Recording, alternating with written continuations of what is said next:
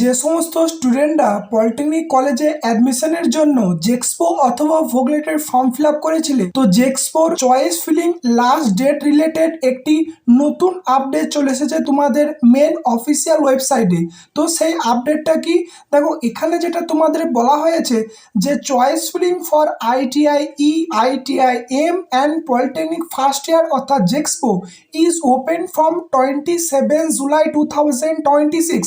অর্থাৎ জেক্সপোর যে choice feeling সেটা 27 জুলাই ওপেন করা হয়েছিল এবং দেখবে তোমাদের আগে যে লাস্ট ডেট ছিল সেটা হলো 29 জুলাই 2026, কিন্তু সেই ডেটটা পরিবর্তন করে দেখো এখানে 30 জুলাই 2026 করা হয়েছে এবং রাত্রি 12টা PM এর আগে তোমাদের এই চয়েস ফিলিং প্রক্রিয়া কমপ্লিট করে সেভ অপশনে ক্লিক করে কিন্তু রাখতে হবে। তো তোমাদেরকে এটাই আপডেট দেওয়া ছিল যে আজকে যেটা লাস্ট ডেট ছিল সেটা এক্সটেন্ড করে তোমরা কিন্তু কাল দিনটা সময় পেয়ে যাচ্ছ।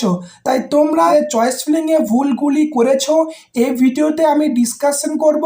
তো সেই ভুলগুলি যদি তোমার চয়েস ফিলিং এ থেকে থাকে তোমরা কিন্তু সেটা ঠিক করে নাও। এবং যে র্যাঙ্ক কার্ড সেটা অলরেডি আগেই পাবলিশ হয়ে গিয়েছে, কিভাবে তোমরা ডাউনলোড করবে সেটাও তোমাদেরকে দেখিয়ে দিচ্ছি। তো র্যাঙ্ক কার্ড ডাউনলোড করার জন্য ফার্স্ট তোমাদের প্রোফাইলটা ওয়েবসাইটে গিয়ে লগ ইন করে নেবে। লগ ইন করার পর দেখবে তোমাদের প্রোফাইলের ঠিক নিচে একটি অপশন শো করবে যে প্রফেশনাল মেরিট র্যাঙ্ক ডিটেলস।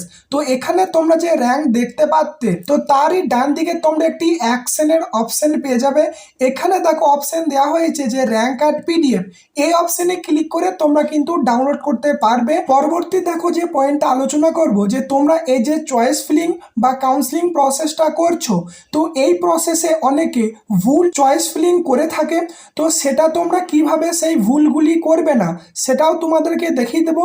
এবং এই ভুল করার ফলে অনেকে কম র্যাঙ্ক থাকা সত্ত্বেও তারা কিন্তু গভর্নমেন্ট কলেজ পায় না। তো তোমাদের 5টি সাধারণত মেজর যে ভুল সেগুলো কিন্তু তোমাদেরকে বলবো। প্রথমেই দেখো যে পয়েন্টটা সেটা হলো যে বেশি করে তোমাদেরকে চয়েস ফিলিং করতে হবে, এটাই হলো মেন জিনিস। অনেকে কম পরিমাণে চয়েস ফিলিং করে ছেড়ে দেয়।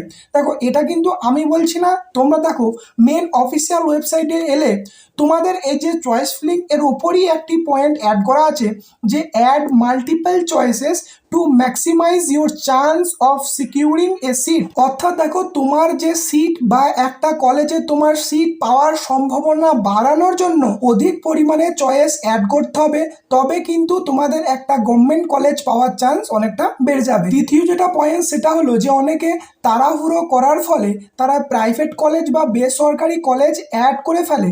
সেক্ষেত্রে তোমাদেরকে লক্ষ্য রাখতে হবে যে তুমি যে চয়েস করছো এখানে গভর্নমেন্ট পলিটেকনিক লেখাটা শো করছে কি না, এটা কিন্তু তোমরা ভালোভাবে দেখে নেবে। এবং তোমরা যারা গভর্নমেন্ট স্পন্সার্ড কলেজ রাখতে চাও এখানে তোমাদের গভর্নমেন্ট স্পন্সার্ড কথাটা কিন্তু শো করবে, সেটা তোমরা একবার ভালোভাবে দেখে নেবে। মানে তোমরা গভর্নমেন্ট এবং গভর্নমেন্ট স্পন্সার ছাড়া কোনো প্রাইভেট কলেজ কিন্তু রাখবে না। পরবর্তী অর্থাৎ 3 নম্বর যে ভুল সেটা হলো যে তোমাদের যাদের অনেকে বেশি র্যাঙ্ক হয়েছে তোমরা কি করো যে ডিস্ট্রিক্টের কলেজগুলোকে প্রথমে রাখো না, এটাই হলো তোমাদের প্রথম ভুল।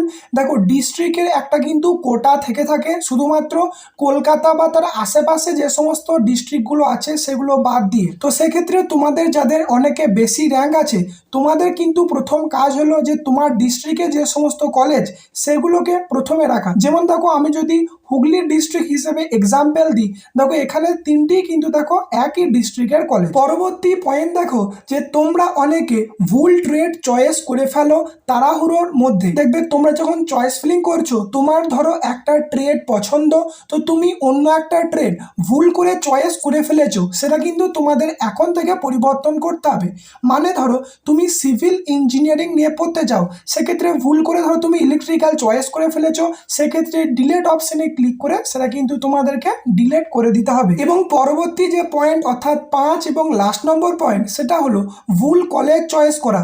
যে তুমি মনে করলে যে এখানে আমি চয়েস ফিলিং করছি এবং দূরের একটা কলেজ কোনো ক্রমে তুমি সিলেক্ট করে ফেলেছো, সেক্ষেত্রে কিন্তু তোমাদেরকে সেটা এখন থেকেই ডিলেট করে দিতে হবে। না হলে তোমাদের এই যখন চয়েস ফিলিং প্রক্রিয়া কমপ্লিট হয়ে যাবে, যদি তুমি সেই কলেজটা পেয়ে যাও সেক্ষেত্রে অ্যাডমিশন নিতে বা তোমার ক্লাস কন্টিনিউ করার জন্য অনেকটাই প্রবলেম হবে।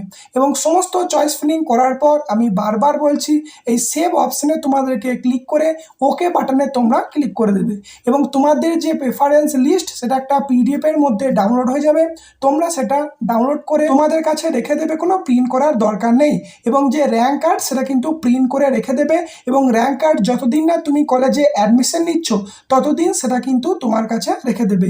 এটাই কিন্তু অফিসিয়ালভাবে বলা হয়েছে। তো আশা করি তোমরা এই জিনিসটা বুঝতে পেরেছো। এই ভিডিওটি এতটুকুই, ধন্যবাদ।